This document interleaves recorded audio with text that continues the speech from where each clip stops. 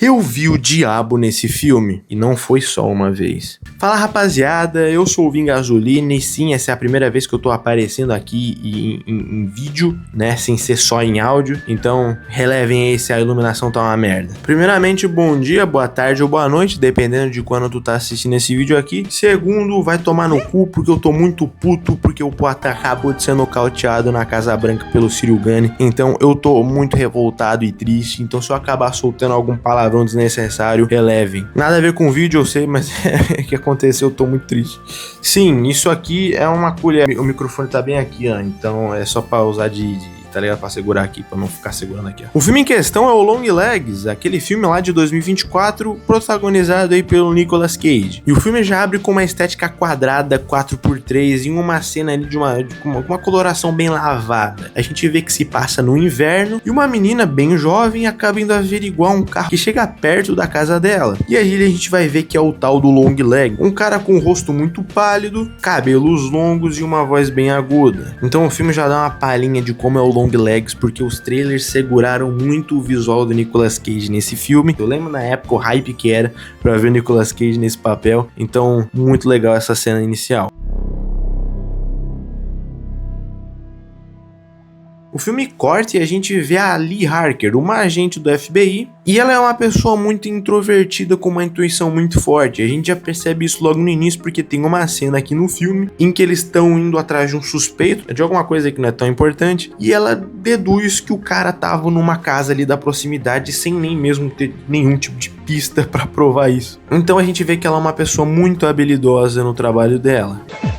Que é isso? E com uma intuição fortíssima. E por causa dessa intuição, ela é designada por um caso muito bizarro, onde algumas famílias aconteceram umas coisas bem esquisitas, onde o pai picou o pastel da rapaziada e depois se auto-suicidou, algo assim. E a única relação entre esses acontecimentos muito parecidos, fora que eles eram muito parecidos, e a única relação deles era uma carta deixada por um tal de Longlegs, que ela era codificada e é o trabalho dali desvendar esse tipo de coisa. Bom, ali começa a trabalhar nos códigos e tentar desvendar o caso, e é aqui que o coisa ruim aparece pela primeira vez, mas muito sutilmente. Porque enquanto ela tá desvendando ali, pá, estudando, não sei o que, lá no fundo, na bandeira dos Estados Unidos, aparece o bicho ruim ali. É meio cabuloso.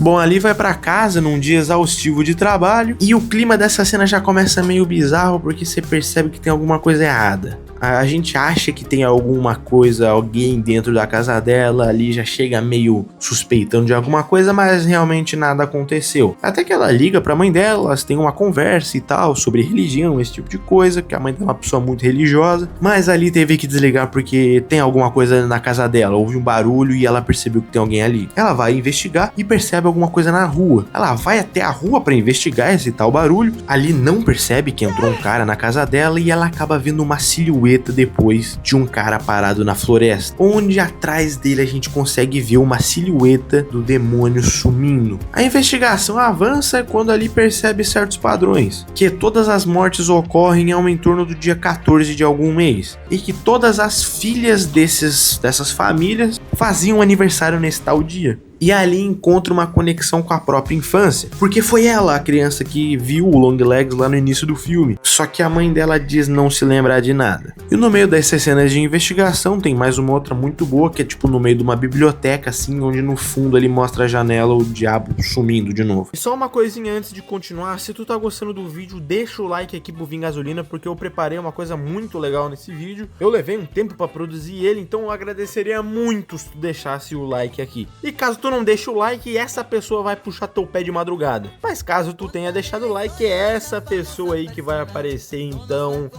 fica a teu critério. Ali acaba encontrando um sobrevivente de um desses ataques aí do Longlegs, só que é uma guria que tá em estado completamente catatônico. Ela tá num hospital psiquiátrico e ao ouvir o nome Longlegs ela surta por completo. Isso acaba não dando em nada. E nesse ato do filme tem várias cenas do diabo aparecendo. Uma delas é no próprio esconderijo do Longlegs, onde ele aparece lá no fundinho. Outra é na casa da mãe dela, lá no fundo na porta. E essa outra aqui é muito difícil de ver, então os caras tiveram que clarear olhar a imagem pra conseguir encontrar esse bicho aqui. E é num flashback assim dali criança. E através dessas pistas deixadas pelo assassino, o FBI consegue localizar o Longlegs. E ele é preso sem resistência nenhuma. E é aqui que acontece uma das cenas mais emblemáticas desse filme. Longlegs está preso cantando parabéns pra você, feliz aniversário, e falando coisas do homem lá de baixo e algo desse tipo. Só que tem um detalhe muito interessante nessa cena, é que os oficiais ali, os agentes do FBI, eles estão posicionados onde formam um triângulo, né? Tipo, a posição deles formando um triângulo. E o triângulo, né, é a representação aí do 666, né, eu acho. Bom, futuramente ali interroga o Longlegs e nessa cena ele acaba picando o pastel, batendo a própria cabeça na mesa até morrer, o que é muito brutal.